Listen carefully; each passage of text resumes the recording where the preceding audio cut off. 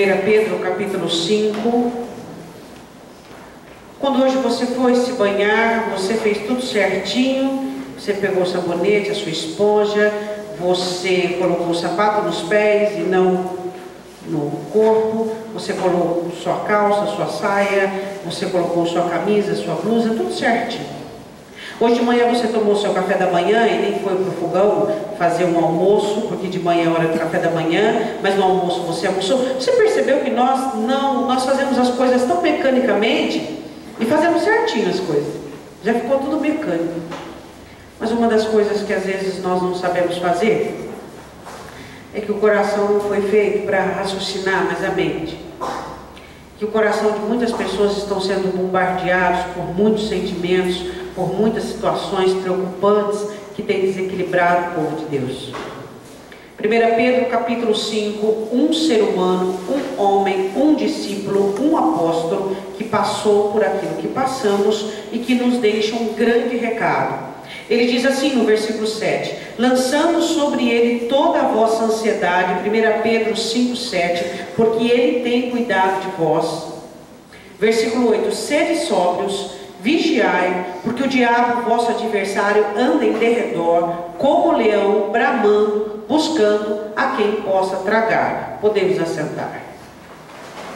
Eu poderia falar do versículo 7 sobre a ansiedade, mas eu não vou falar sobre a ansiedade, apesar que a ansiedade, ela é a raiz, eu vou dizer de novo, a ansiedade é a raiz de toda embriaguez, a ansiedade é a raiz de toda embriaguez. Mas eu quero falar sobre uma embriaguez que Pedro diz. Ele diz assim, sede sóbrio. Ele está dizendo, não estejais embriagados. Mas ele não estava falando de uma embriaguez química. Ele estava falando de uma embriaguez emocional. Sede sóbrios, ele diz. Depois ele diz, vigiai. Ou seja, segunda parte de sobriedade, vocês precisam estar atentos para observar e para enxergar o que está acontecendo e discernir. Isso não pode, isso está errado, isso é exagero, isso é de menos. A questão é que nós, às vezes nos gabamos de sabermos muitas coisas, mas nós temos dificuldade de entendermos que às vezes não sabemos lidar conosco, não sabemos lidar com os nossos próprios problemas. Se nós admitíssemos isso, nós estaríamos já de largada. A questão é que quando você se pega em uma situação onde o problema te vence, a conclusão que tem que se ter é, eu não sei lidar com esse tipo de problema, e assumir e admitir. Qual é o problema? Admitir o nosso fracasso, ou então a nossa dificuldade de nos relacionarmos com algumas questões. E nós somos pessoas distintas entre nós mesmos. Existem algumas pessoas que se relacionam bem com a perda, outros não. Existem algumas pessoas que se relacionam bem com a ira, outros não.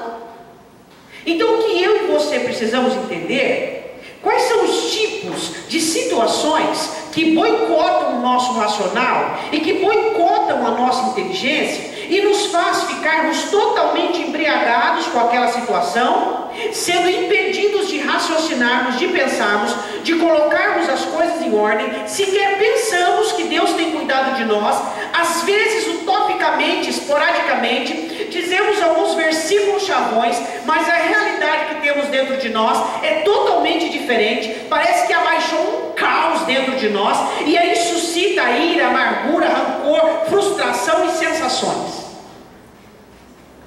Explicando, não sabemos lidar com coisas.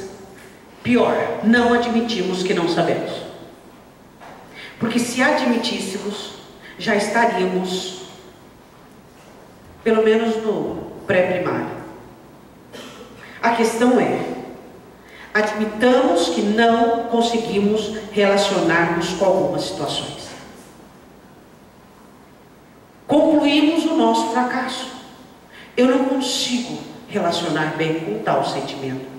Tais situações causam um dano enorme na minha alma. Eu preciso entender isso, e eu preciso vigiar. Quando Pedro diz que sede sóbrio e vigiai, ele estava dizendo a causa que nós temos que manter a nossa sobriedade em uma mente não infeccionada, em uma mente não já totalmente dominada por um sentimento ruim. E ele diz: vocês vigiem, cuidado, porque Satanás ao redor de vocês vão fazer de tudo para que o que vocês sentem dominem o que vocês pensam, e o que vocês pensam se torne ações.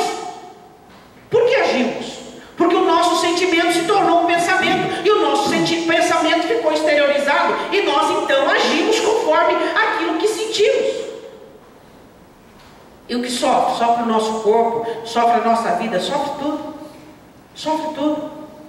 A questão é: identifique as situações que você não consegue conviver com elas, e vai trabalhar em cima, e vai buscar a palavra, e vai buscar o Espírito Santo, e vai buscar meios. Mas se toda vez que você leva uma rasteira de uma situação, e você não estuda, e você não se dedica, e você não melhora, você vai continuar caindo nas mesmas situações. Antes de eu começar, eu gostaria de falar de algumas situações, mas vamos lá comigo em 2 Crônicas, capítulo 14. Quero falar de um homem que ficou embriagado. 2 Crônicas, capítulo 14, o nome dele era Asa, filho de Abias. Este homem, ele começou muito bem. Ele assume o governo, e ele começa a fazer algumas reformas. Ele começa a tirar os ídolos, tirar os postes ídolos. Ele começa a fazer uma boa reforma na situação. E Deus gosta do que vê. Abriram? 2 Crônicas, capítulo 14. Ele assume o governo de Judá, e ele consegue ter paz. Deus dá paz a eles. Naquela época o povo estava todo em guerra, as nações, o povo sofrendo por causa da política, Israel sofrendo, e ele consegue ganhar paz de Deus durante 10 anos. 10 anos ele ganha paz, ele fica em paz.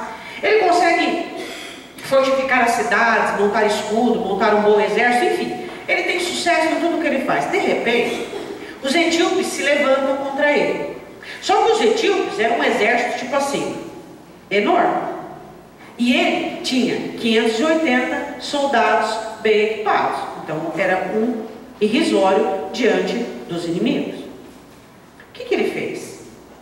Ele viu que, humanamente falando, diga humanamente falando, você considera a sua humanidade? Ele considerou a humanidade dele. Quando eu considero a minha humanidade, eu vou buscar o quê? A divindade de Deus. Ele considerou a humanidade dele. A questão é que aquilo que Satanás disse para Eva ainda fica borbulhando na nossa mente. Não, você é como Deus, você é como Deus, você pode, você sabe, você faz, você é um bambambam, você.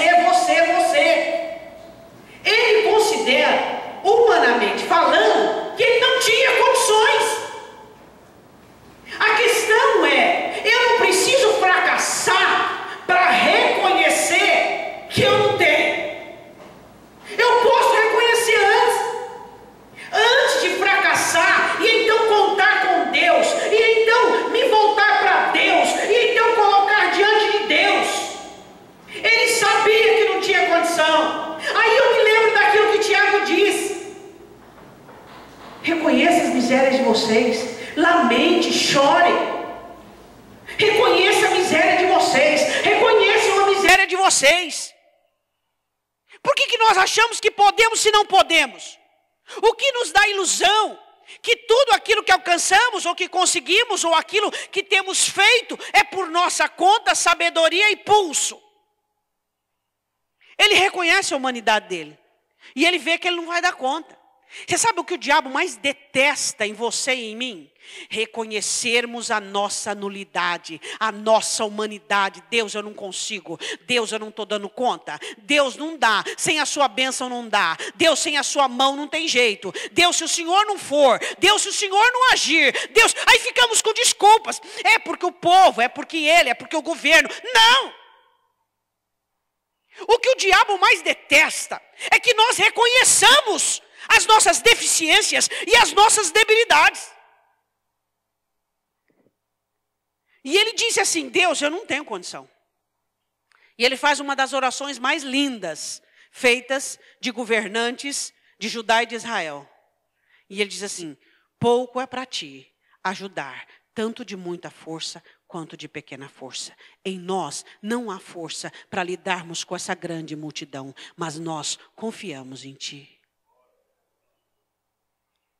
Ele não tinha condição. E era consciente disso. O problema não era a condição dele. Muitos outros sem condições achavam que tinha condição. Ele não tinha condição. Mas essa não foi o cerne da questão. O cerne é que ele era consciente que ele não conseguia. Isso aí matou tudo. Eu e você temos que ser conscientes daquilo que não podemos, que não conseguimos. E acharmos que nós conseguimos e que podemos. E utopicamente dependemos de Deus. De que maneira? Em nossas tentativas, em nossas empreitadas. Não, eu estou... Onde houve o reconhecimento que eu não consigo? Ele faz essa oração e ele diz assim no versículo 11 do capítulo 14. Senhor, nada a ti para te ajudar. Quero poderoso, quero de nenhuma força. Ajuda-nos, pois, Senhor, nosso Deus, porque em ti confiamos. E era verdade. E no teu nome viemos contra esta multidão. Senhor, tu és o nosso Deus. Não prevaleça contra ti o homem. E Deus feriu os etíopes. E não houve resistência alguma, porque eles foram destruídos, versículo 13, parte B, diante do Senhor dos Exércitos, e levaram dali grandes despojos. Diga glória a Deus. Feriram malhadas e gados, e Asa enriqueceu. E então, Deus viu que o terreno de Asa era fértil, e que Asa era um homem que estava fazendo as coisas certas, porque ele dependia de Deus, porque ele confiava em Deus. Então ele manda um profeta dizer, ele havia tirado alguns altos, ele havia feito algumas coisas, mas o povo ainda não sacrificava, o povo ainda não tinha o seu culto da maneira que tinha que ter.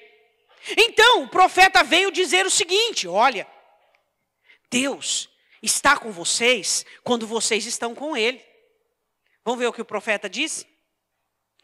Parte B do versículo 2, o Senhor está convosco, enquanto vós estáis com Ele. Se o buscardes, o achareis, porém se o deixardes, Ele vos deixará. Até agora, Asa, você deu uma limpada na terra, mas não tem culto, não tem sacrifício. O que Asa fez? Começou a baixar um pregão e baixou uma ordem. Quem não adorar a Deus vai morrer. A mãe dele, Maaca, havia feito um ídolo de Azera, e até ele depôs do cargo. Tudo bem até agora, diga tudo bem até agora. Começou a crescer. Aí o tempo passou. O tempo começou a ficar maduro, começou a ficar experiente. O exército aumentou, as cidades aumentaram, a riqueza aumentou. Fazia 10 anos que ele havia assumido, 10 anos de paz. Agora já fazia 35 anos que ele estava no governo. 35 anos.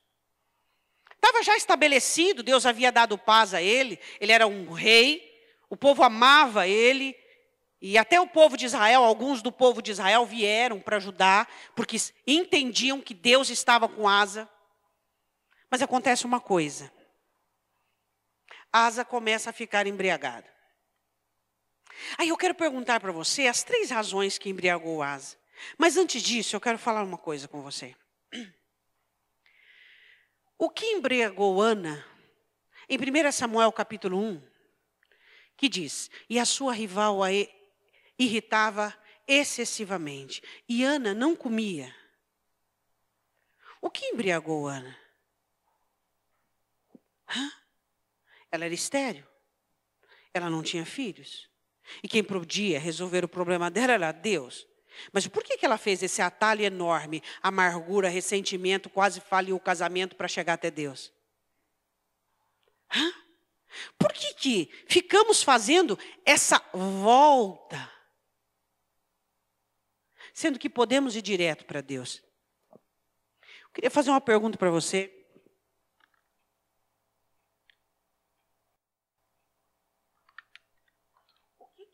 O que a amargura faz?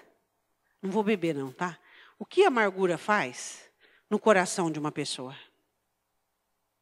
Ana, por que está mal o teu coração? Você não come, não sacrifica, não adora. Eu pus um nível aqui da amargura. Sabe de onde vem a amargura? Do não ter. Você não tem tudo. E quem sabe você nunca terá tudo. Sempre estará faltando algo na sua vida, nas fases da sua vida. Mas qual é a sua dinâmica para relacionar-se com o que falta? O que falta tem tornado amargura? Ou o que falta tem sido uma combustão dentro de você para que você busque mais a Deus? Hein? Você acha que um dia você vai ter tudo? Você vive onde? No país de quem? Das maravilhas? Hein? Você acha que realmente, depois do pecado, Jesus morreu na cruz para que você tivesse tudo, em todas as fases da sua vida? Sempre te faltará alguma coisa. Mas qual é o seu relacionamento com a falta? Haverão dias que te falta paz, outro dia a segurança, a alegria, a confiança. Mas qual é o problema? O Senhor é seu pastor. E Ele não vai te faltar. Davi disse de uma maneira tão coerente, que ele diz assim: Ele me faz deitar porque eu estou cansado. Ele me refrigera porque eu estou pegando fogo. Ele me guia porque eu estou sem direção. Ele me corrige com a vara e com o cajado porque eu estou andando tortuosamente. Por que Ana ficou amargurada? Porque ela não tinha um bom relacionamento com a falta. Para de ficar amargurado quando coisas te faltam. Hein? Existem pessoas, o pastor pregou aqui esses dias uma mensagem maravilhosa. Pessoas que se corrompem, que são corruptas por causa da falta. Faltou qualquer coisa, elas se vendem, estão à venda. Ao invés de olhar para si mesmas e ver o que é que faltou em mim, porque está faltando do lado de fora. E o que falta do lado de fora tem a ver com aquilo que falta dentro de mim. Isso é óbvio, eu não preciso ser nenhuma expert para saber disso. Hein? Ao invés de você ficar revoltado com a falta, vai buscar mais de Deus naquilo que falta. Hein? Vai buscar mais de Deus naquilo que está faltando. Mas o que alguns de nós fazemos? Resolvemos ficar amargurado por causa da arrogância e da soberba. Como eu não posso ter isso? Como isso pode me faltar? Pode sim, você é humano.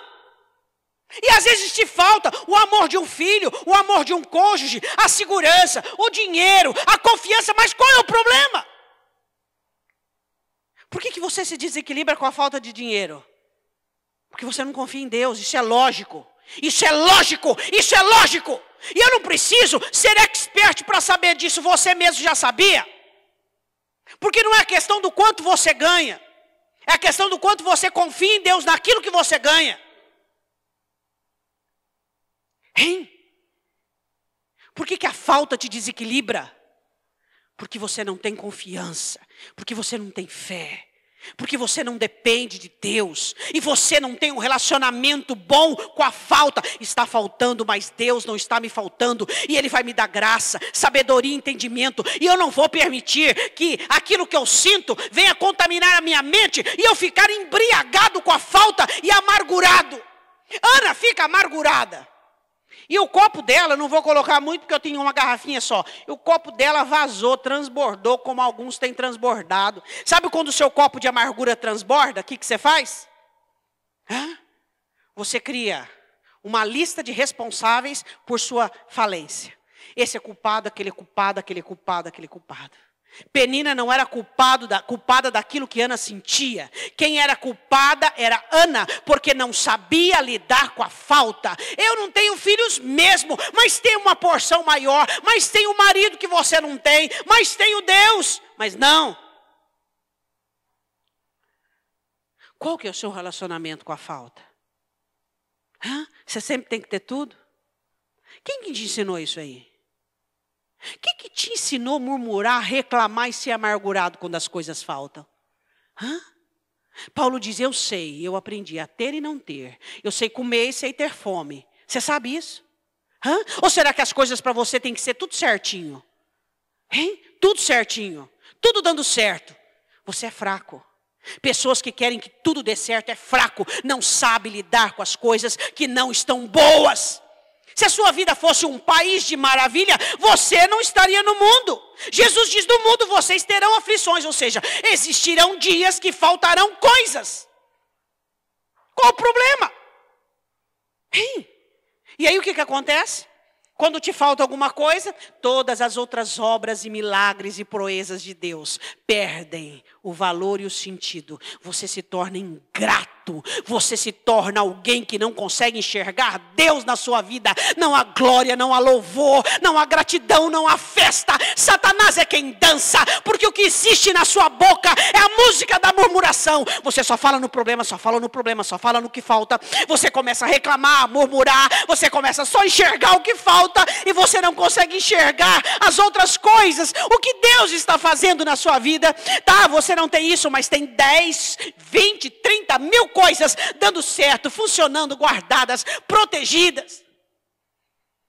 E Satanás dança porque a falta leva alguns à amargura. Agora eu quero falar um pouquinho de Caim.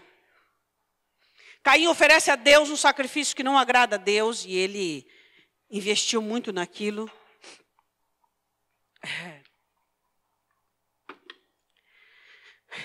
Diga para o seu irmão: nem tudo que você faz dá sempre certo. Isso é a vida, você está vivo. Eu não consigo fazer as coisas que você faz bem, às vezes você não consegue fazer, nós somos distintos entre nós. Abel conseguiu de primeira acertar, Caim poderia ter tentado a segunda, a terceira vez, mas ele não quis. Ele não quis. Por quê? Porque ele valorizava muito as coisas que ele fazia, e ele se achava muito especial, e ele havia trabalhado o ano todo por aquilo, e suor havia sido derramado, e ele havia planejado, e ele havia, mas não deu. Não deu. Sabe o que te frustra? Frustração. Sabe o que te frustra? Não é as coisas não darem certo para você. É você não ser consciente que você não sabe tudo. Você pode ser bom numa coisa. E você pode estar tentando fazer uma coisa que você não é bom. Você não é bom para aquilo. Você não é bom, você não consegue. Outro faria com o pé nas costas. Mas você não consegue, você não nasceu para aquilo. Mas você, sua soberba, seu orgulho, sua posição. Ah, mas eu vou agora voltar para trás, eu vou arrepender, eu vou. Qual o problema? Qual o problema? Não deu certo. Você tentou. Não deu certo. Não deu certo.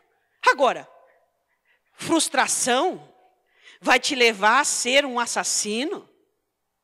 Frustrados sim, assassinos não. Tem gente assassinando a história, assassinando amigos, assassinando a alegria, a própria alma e das pessoas que convivem com ele, porque é um frustrado inveterado. Quem de nós não ficamos frustrados com questões da vida? Todos nós. E daí? Eu sou humano. Seja bem-vindo à humanidade. Quem nunca errou que atire a primeira pedra. Hein?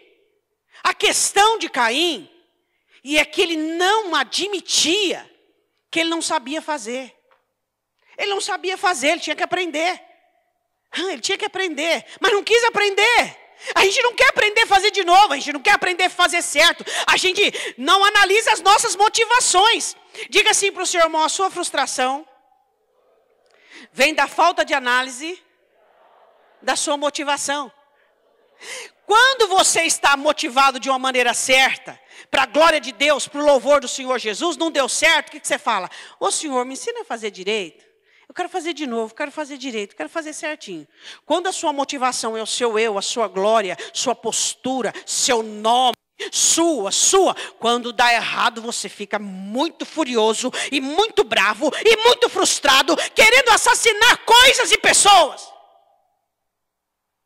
Quando fazemos para a glória de Deus, conseguimos entender o quê? Vou aprender, vou analisar minha motivação. Senhor, que jeito que eu fiz? Eu fiz, não olhei isso, não olhei aquilo, não olhei aquilo outro. frustrados, mas não assassinos. Frustramos. Tentamos coisas que não dão certo. Mas chegamos diante de Deus e oramos e dizemos, Senhor, eu fiz errado, não deu certo, me ensina a fazer direito. Meu irmão não tem nada a ver com isso, não é porque ele deu certo. Quantas pessoas frustradas por causa dos outros. O casamento desse deu certo, o trabalho deu certo, mas não é para mim. Senhor, o que é para mim? O que é que o Senhor tem para mim? Diga, frustrados sim, assassinos não. Quero falar sobre o cansaço. Moisés era o homem mais manso da terra, mas estava cansado, sobrecarregado. A irmã havia morrido e a situação não estava legal para ele. E Deus diz assim, fala com a rocha e ele bate na rocha. Cansado sim, perder a promessa não. Cuidado com o seu cansaço. Quando está cansado, já pega e contamina tudo. Totalmente embriagado com o cansaço. A vida não vale a pena, não aguento mais, só trabalho, luto, sou sozinho, só eu faço, só eu luto, só eu contribuo, só eu. É tudo em cima de mim, é só cobrança. Aí está falando um cansado, embriagado. Vigia! Você está embriagado, você está bêbado. Vigia! Por quê? Peraí. Você está cansado e você vai perder o que Deus te deu. Você vai perder a promessa. Cansados todos nós ficamos. Quem é que não fica? Vai fazer uma viagem aqui para Ibirá, pertinho. Vai espairecer a cabeça, então vai andar no mato. Anda, até gastar a botina.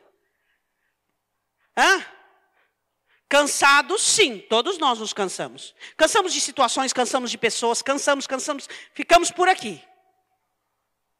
Mas o que fazemos depois?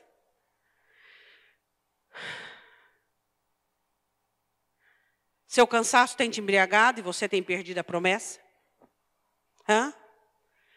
Se você pudesse dar uma nota para o seu ânimo hoje, qual seria?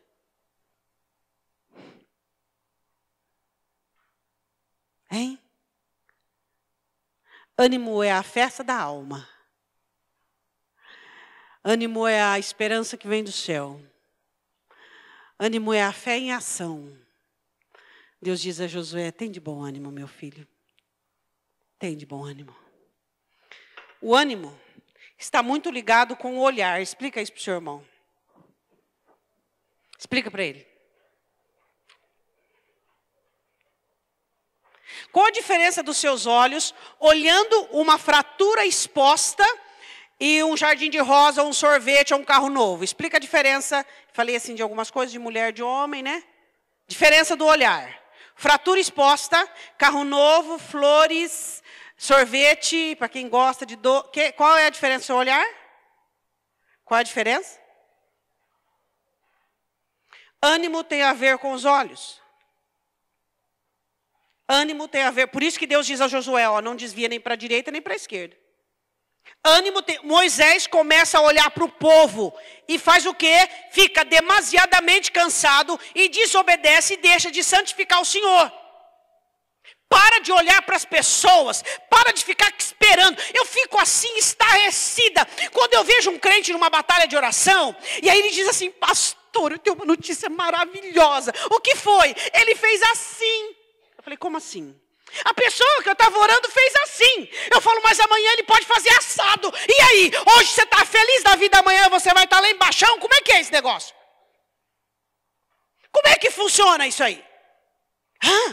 Tire os olhos das pessoas. Tire os olhos das pessoas.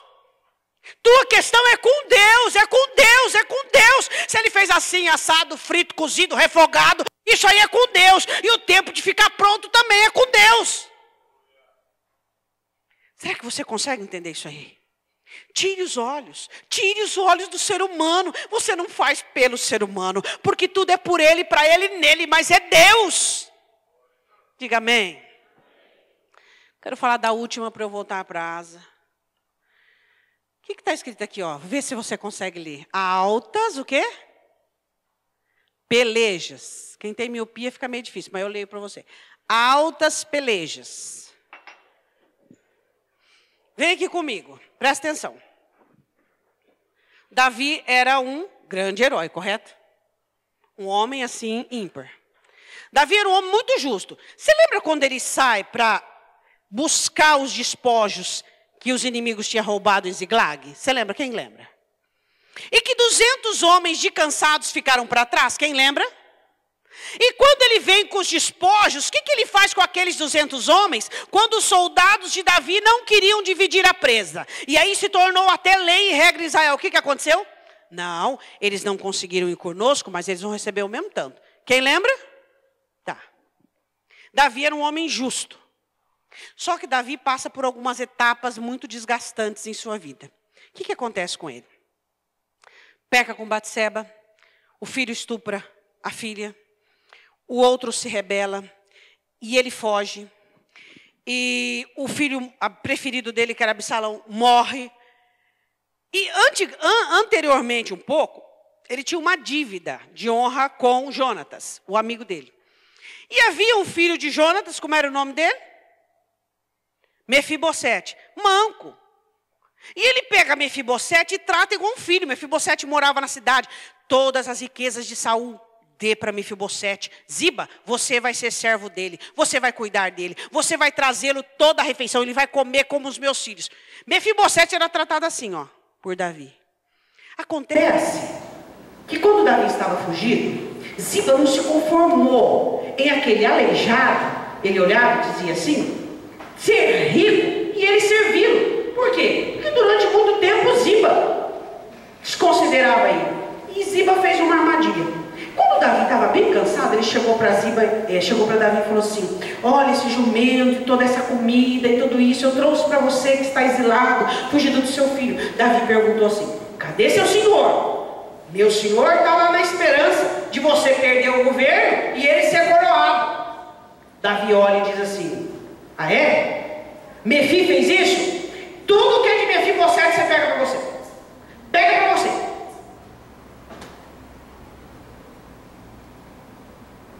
Cuidado com as altas pelejas, você pode julgar mal as coisas pequenas. Sabe, Mefibosete estava sem tomar banho, sem se barbear e orando a Deus pedindo por Davi. Enquanto Ziba estava traindo Mefibosete, Mefibosete estava em Jerusalém clamando a Deus para que Davi fosse restituído. Cuidado quando você acha que as suas coisas grandes e enormes e você se esquece. E você está embriagado com tanta coisa séria, com tanto problema alto, com tantas coisas na sua cabeça, que você não presta atenção em coisas pequenas. Mas essa coisa pequena é pequena para você, mas é grande para o outro. Quantas injustiças são feitas por pessoas justas, que estão embriagados com altos assuntos do governo da sua vida, com altas questões da sua vida, e muitas vezes comete injustiça em assuntos pequenos. Então quando Davi entra em Jerusalém, Mefibosete vai encontrá-lo com dificuldade, ajudado, sem barba, todo sujo. E ele olha e diz, bendito seja do Senhor, o meu Senhor que voltou a salvo. Aí ele diz, mas você não quis o meu mal? E ele quis contar para Davi o que Ziba tinha feito. Sabe o que o Davi disse? Se vire, eu não quero saber de vocês dois. Estou cansado, não aguento mais de pormenor, não aguento mais de coisinha, não aguento mais de picuinha, não aguento mais. Estou cansado demais para isso.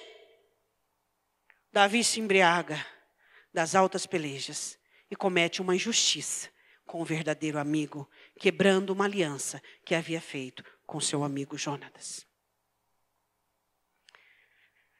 Às vezes você está tão envolvido com tantas coisas que você julga tão grande. E você tem sido injusto dentro da sua casa, não oferecendo aos seus filhos a atenção que eles merecem. Não oferecendo à sua família, à sua esposa, a atenção que elas precisam.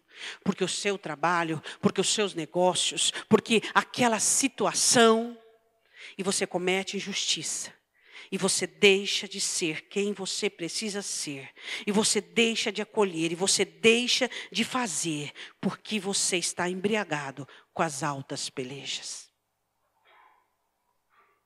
Quantos pais, porque estão com problemas financeiros, se tornam o terror da família. O terror da família. Muito cuidado com as altas pelejas. Elas também embriagam. E você começa a perder a noção do que é importante para você. E você começa a quebrar alianças que são primordiais para a sua vida. E você começa a descaracterizar coisas que são muito importantes para você. Voltando para Asa. Asa recebe um investimento, um investimento de Deus Altíssimo. E agora Israel se levanta contra ele. Faz uma aliança com Ben-Hadad para fechar Asa e não permitir que passa o comércio sitiando. Sabe o que Asa faz? 35 anos de governo.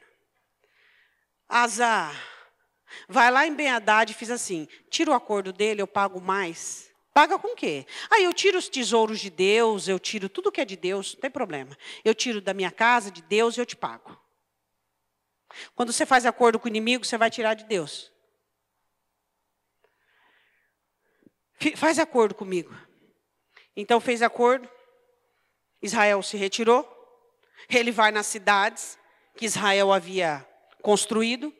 Pega todos os despojos. E falou, gente, que vitória maravilhosa. Você conhece a vitória que é uma bancarrota na vida dos crentes? A Bíblia diz assim. Versículo 6 do capítulo 16 de 2 Crônicas. Então o rei Asa tomou a todo Judá, e levaram as pedras de Ramá, madeira, Baasa edificara, e com elas edificou Geba e Mispá.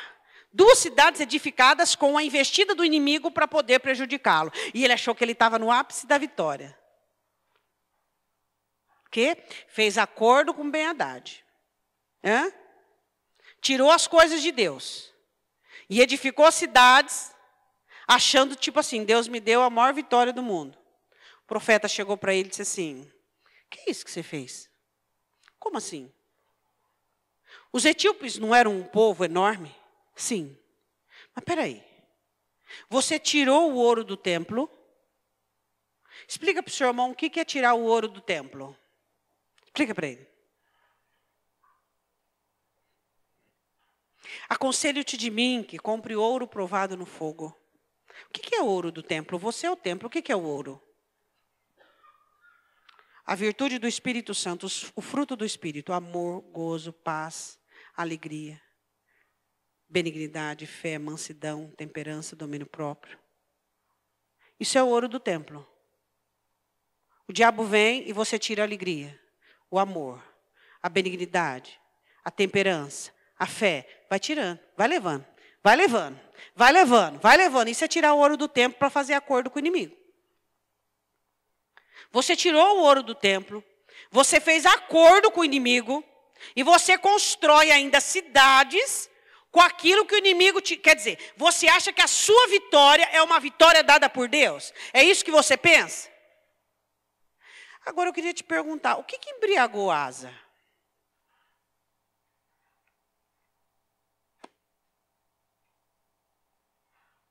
Muitas coisas, pastora. Principalmente, Judá, Israel. Antes foi o etíope, agora é Israel. Diga questão pessoal. Diga questão pessoal. Muitos de Israel debandaram para ele. Ele tinha uma questãozinha pessoal com Israel. O quê? Nós somos uma nação dividida, mas somos de Deus. Ele se levantou comigo. Questões pessoais o embriagou. Questões pessoais, muito cuidado com questões pessoais. Você ficar injustiçado, indignado, horrorizado. Como é que pode? Como é que pode? Como é que pode? Podendo, está acontecendo. Aqui, ó. Pensa. Só pensa, não sente. Só pensa. Uma questão para a mente, não é para o coração. Aí já leva para o coração para a questão pessoal. É porque não gosta de mim, é porque não cuida de mim, é porque não liga para mim, é porque não me vê, é porque isso, é porque aquilo outro. Questões pessoais embriagam. As coisas devem ser aprendidas aqui e racionalizadas aqui. Olhar com ótica. O que eu tenho que fazer pessoalmente? Isso, já fiz, pronto, acabou. O que embriagou Asa? Questões pessoais. Ele achou que tinha condições. 35 anos, experiente, exército bem organizado e tal. Vou fazer... Luta ele não queria, mas foi lá fazer um acordo. Vamos lá. Ele se embriaga e ele ouve uma palavra que diz assim. O Senhor diz assim, versículo 8. Porventura não foram os etíopes e os líbios um grande exército, com muitíssimo carro e cavaleiro? Confiando tu, porém, no Senhor, ele os entregou nas suas mãos, porque quanto ao Senhor, seus olhos passam por toda a terra para mostrar-se forte para com aqueles cujo coração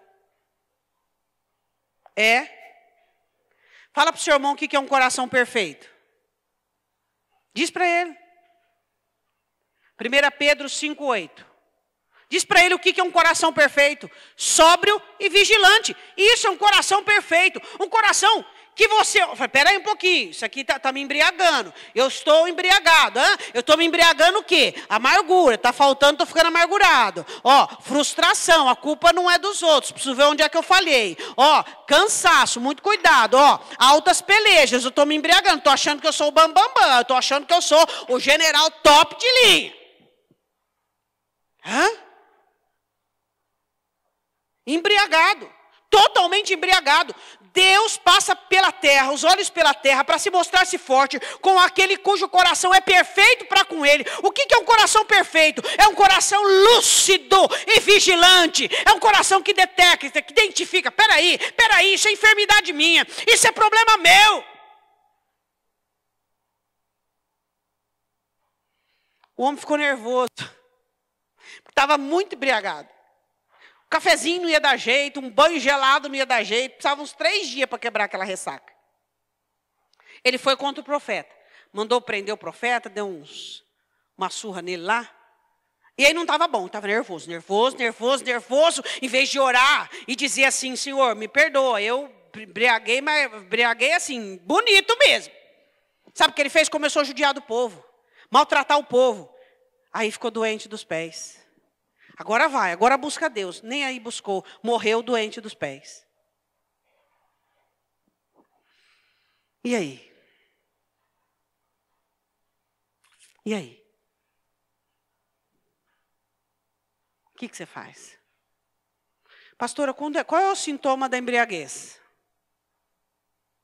Só pensa nisso. Só fala disso. Só sente isso. E fica em torno daquilo. Já está embriagado. Já embriagou. Sede sóbrio. Diga para o teu irmão, seja sóbrio. Seja sóbrio.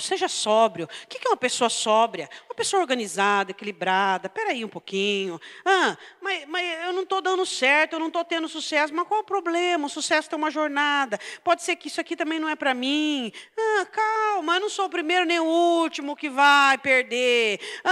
Embriagado com a falta. Não, não é tudo. Todas as fases da minha vida eu aprendi lá na igreja que todas as fases da minha vida tem que faltar alguma coisa, porque é o meio do governo do Senhor e me leva para o Senhor. Espera um pouquinho, pastor, mas desde que eu me conheci está faltando quando falta, muito falta dentro. O que eu posso falar agora para você não chegar perto do vinho emocional da embriaguez? Apartar, não. O que eu posso dizer? Você está embriagado hoje? Embriagado com desânimo, pastora. Nossa, não tenho ânimo para nada. Nossa, cansado, triste, preocupado, abatido. Olha para a sua vida. Está tudo certo. Está tudo certo. Deus cuida de você. Ele cuida de você. Pastora, eu não consigo me relacionar bem com a falta. Eu não consigo relacionar bem com o meu fracasso, com aquilo que eu não consigo. Eu não consigo me relacionar bem com as situações das pessoas. Eu fico cansada. Eu não consigo me relacionar bem com coisas pequenas. Então está na hora de você aprender. Está na hora de você parar as coisas e resolver aprender. Olha para o seu irmão e diga assim, a minha vida é muito gostosa. Sua vida é muito boa. Nossa vida é muito boa. Deus faz um bom trabalho. Deus faz um bom trabalho, a sua vida é muito boa. É o diabo que não quer que você veja isso. É o diabo que não quer que você identifique isso e dê glória a Deus. A sua vida é ótima, a sua vida é uma bênção. Deus está trabalhando para que assim aconteça. Agora, por favor, aprenda a relacionar-se com aquilo que está acontecendo no momento. É real, é palpável, está ali. Vai fazer o quê? Vai entrar no buraco com as pernas para cima? Vai ficar amargurado, ressentido, frustrado, cansado e sair metralhando todo mundo? Vai ter um infarto fulminante. E aí, vai fazer o quê? Aí vai para o céu, chega lá, vim para o céu, glória a Deus, mas veio antes da hora. Era para você ter desfrutado muita coisa boa que eu te dei na terra. Mas e aí?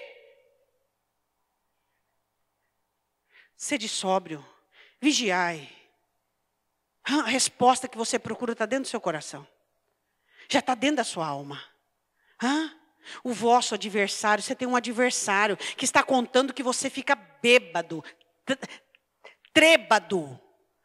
Porque aí ele te leva para onde quer. E ele está enfiando agulha, não sei se você está rindo.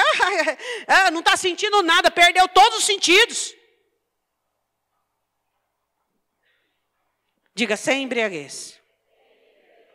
Respirar, pôr as coisas em ordem. Peraí, adianta eu sentir raiva, queria enforcar, não dá.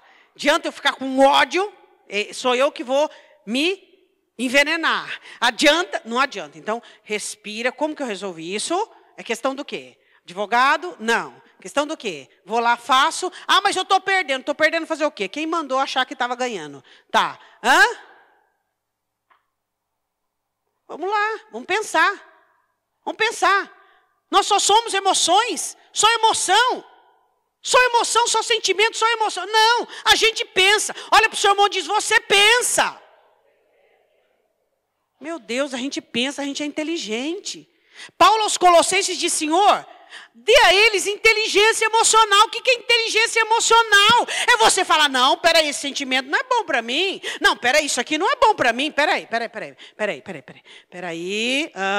Todo mundo falha, todo mundo erra, todo mundo frustrado, mas não assassino, cansado, mas não perder a promessa, falta, mas não amargurado, altas pelejas, mas cuidando das coisas pequenas, sim. E aí? Daqui a pouco quem vai ficar cansado sou eu de ficar, sem embriaguez. Só para eu terminar. Existem coisas que te embriagam mais fácil do que outras. Existem coisas que tiram você de manso a irado em fração de segundos. Identifique-as. Existem coisas que te fazem sair e perder o tino. Identifique-as. Identifique-as. Pastora, como que eu posso identificar? Posso te dar uma dica. Você é uma pessoa muito honesta, de caráter. Injustiça tira você do tino. De 0 segundo, 0,5, pá, já está irado. Identifique. Identifique coisas que tiram você do tino rapidamente. Você precisa aprender a conviver com elas, porque elas acontecerão com você.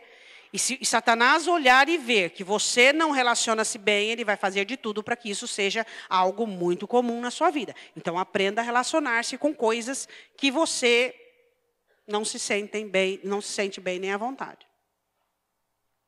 Seja bem-vindo à vida. Pastor, eu não me sinto bem com a rejeição. Quando uma pessoa me rejeita, aprenda a conviver. Vê por que razão que você tem esse problema com a rejeição. Vê o que te falta, vê o que está acontecendo. Eu gostaria que você fechasse os seus olhos. Queria que você dissesse para Deus o que te embriaga com mais facilidade. Pastor, o que me embriaga com facilidade é a amorosidade do ser humano. O ser humano devagar me embriaga, eu fico... Por quê? Pastor, o que me embriaga é a ingratidão, o que me embriaga é a injustiça, o que me embriaga... Fala para Deus as coisas que embriagam você. Diz para Deus. Diz, Senhor, o que me embriaga é a insegurança. a falta do dinheiro, o medo do amanhã, isso me embriaga, me tira o tino. Diz para Deus o que te embriaga. Diz para Deus, Senhor, o que me embriaga é a alegria. Quando eu fico eufórico e feliz, eu perco o tino. Senhor, o que me embriaga é a tristeza, o abandono. Diz para o Senhor. Pai, em nome de Jesus, nenhum de nós sabemos viver, nós estamos aprendendo. Nenhum de nós sabemos tudo. Na verdade, Senhor, nós não sabemos nada. Nós só somos pessoas que achamos que sabemos alguma coisa, que quer mostrar para os outros que sabemos tudo. Mas, na verdade, nós não sabemos nada. E nós queremos aprender a viver. E nós sabemos que todo o ministério do Senhor Jesus foi uma escola para nos deixar ensinos para que nós aprendamos. Deus, quem sabe existem pessoas embriagadas aqui nesta noite. Com frustração, com cansaço, com ira, com revolta. Poderíamos falar de várias embriaguezes aqui, Senhor. Mas nós queremos que o Senhor nos descontamine nessa noite. Sabemos que só o Espírito Santo pode derramar água suficiente para nos descontaminar. Pai Santo, em nome de Jesus, nós te pedimos perdão por todas as vezes que tiramos o ouro do templo. Por todas as vezes que fizemos acordo com as situações. E por todas as vezes que achamos que a vitória é fazer as coisas do nosso jeito. Foram os 3 passos que Asa teve. Tirou o ouro do templo. Fez acordo com as situações. E achou que a vitória era do jeito dele. Pai, nós te pedimos perdão por todas as vezes que nos deixamos comprometer. E nós te pedimos que o Senhor venha limpar os nossos corações. Que o Senhor venha tirar de dentro de nós toda embriaguez, Pai. Existem pessoas que estão embriagadas com a tristeza porque as coisas não estão andando como elas gostariam. Onde está a alegria? A festa da alma que atrai as bênçãos do Senhor. Por que tanto a tristeza tem tido poder sobre os seus? Por que a preocupação, a ansiedade, as dúvidas e incertezas? Oh Deus, o Senhor é bom para cada um de nós. A sua misericórdia, ela é algo que nós nos deleitamos. Por favor, nos ajude. Cada um de nós, Deus, temos as nossas embriaguezes vez por outra. Por favor, Senhor, nos ajude. Ouçamos o conselho de Pedro, que fala sobre a sobriedade. Que saímos daqui nesta noite sóbrios. Que aquele que chegou cansado tenha as forças renovadas, triste, que saia daqui alegre. Que aquele que chegou aqui remoendo pela injustiça possa sair daqui apacentado, sabendo que Deus cuida de tudo. Aquele que chegou aqui frustrado possa entender que a falta faz parte da vida. Aquele que chegou aqui querendo atacar tudo e todos possa entender que ele é o alvo do Senhor. Perdoa-nos, Deus.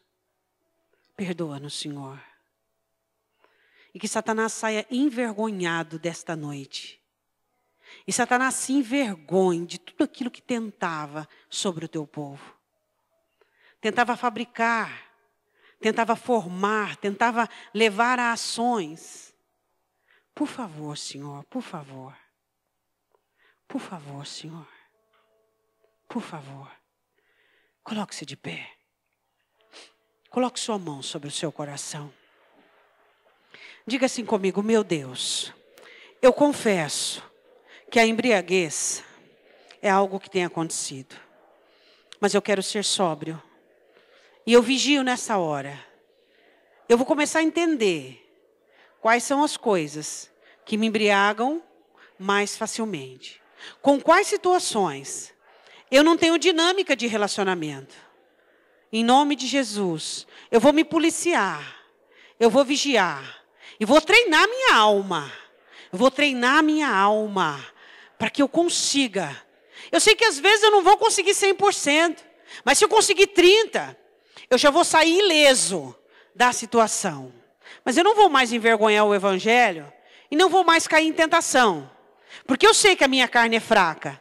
Mas o teu Espírito que está em mim, faz com que o meu Espírito, pelo poder da tua palavra, esteja pronto Então, em nome de Jesus, eu renuncio toda embriaguez. Toda vez que eu perceber que o meu coração mandou para a minha mente, e que a minha mente está dominada por um sentimento, eu vou identificar, estou embriagado. Então eu vou correr aos seus pés, e eu vou precisar da água da tua palavra, para me descontaminar. Então, em nome de Jesus, me faz sóbrio. Eu quero saúde para o meu corpo. Eu quero saúde para a minha alma. Eu quero saúde para as minhas ações. Levante sua mão direita para o alto. Que o poder da palavra na ação do Espírito Santo de Deus venha nos limpar e abrir os nossos olhos com respeito a toda embriaguez emocional que contamina o espiritual, em nome de Jesus. Diga amém.